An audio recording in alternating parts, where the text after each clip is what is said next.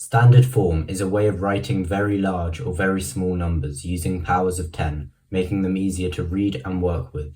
For example, 450,000 can be rewritten in standard form as 4.5 times 10 to the power of 5, and 0.00037 can be rewritten in standard form as 3.7 times 10 to the power of minus 4.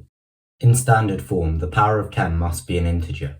If the integer is positive, the number is large, and if it is negative, then the number is small. The number you are multiplying by this power of 10 needs to be greater than or equal to 1, but less than 10. Here are 6 numbers. Press pause and decide if they are in standard form or not.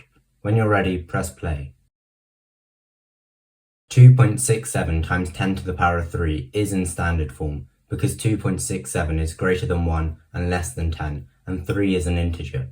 0.0009 times 10 to the power of 5 is not in standard form because 0.0009 is not greater than or equal to 1. 8.7 times 10 to the power of minus 2 is in standard form because 8.7 is greater than 1 and less than 10, and minus 2 is an integer. 7 times 10 to the power of 0 is in standard form because 7 is greater than 1 and less than 10, and 0 is an integer. Because 10 to the power of 0 is equal to 1, 7 times 10 to the power of 0 is equal to 7. 25 times 10 to the power of 4 is not in standard form because 25 is greater than 10.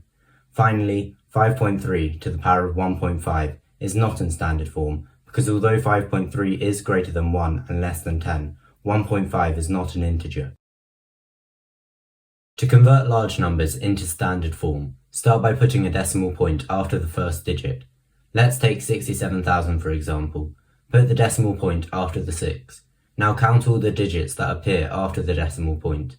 In this case there are 4, so 67,000 in standard form is 6.7 times 10 to the power of 4. Here's another example. First, put a decimal point after the 9 and count all the digits after the decimal point.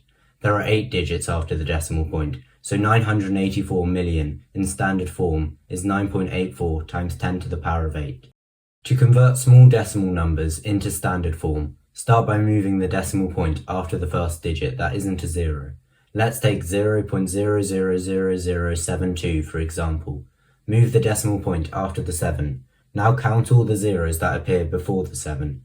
In this case there are 5, so 0.000072 in standard form is 7.2 times 10 to the power of minus 5.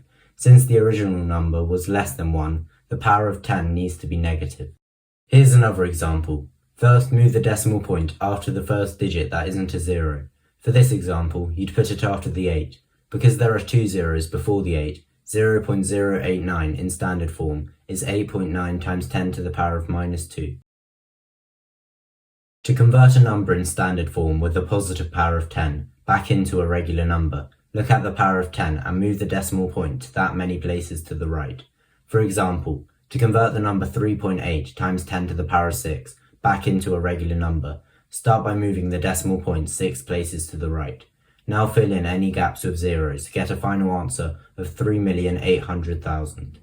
Here's another example. First, move the decimal point 4 places to the right. Then, fill in any gaps with zeros to get a final answer of 92,000.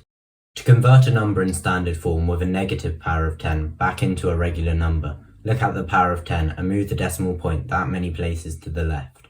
For example, to convert the number 2.736 times 10 to the power of minus 3 back into a regular number, start by moving the decimal point 3 places to the left. Now fill in any gaps with zeros to get a final answer of 0.002736. Don't forget to always put a 0 before the decimal point as well. Here's another example. Start by moving the decimal point 1 place to the left. Then, fill in any gaps with zeros to get a final answer of 0.314. If you have any questions, just write them down in the comment section, and I'll try to answer them as quickly as possible. Thanks for watching, and I'll see you next time.